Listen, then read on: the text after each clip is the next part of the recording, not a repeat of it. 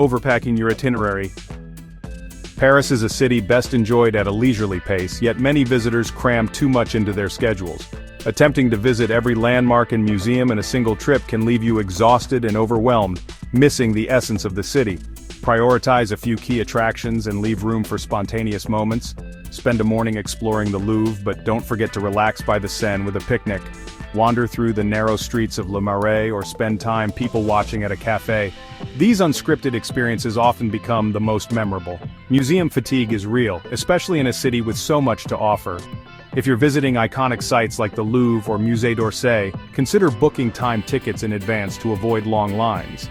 Balancing cultural exploration with leisurely walks or park visits keeps the experience refreshing. Allow yourself the luxury of getting lost in Paris. Stumbling upon a hidden courtyard, a quaint boutique, or a lively street market is part of the magic. An open itinerary lets you adapt to the city's pace and uncover surprises you didn't plan for.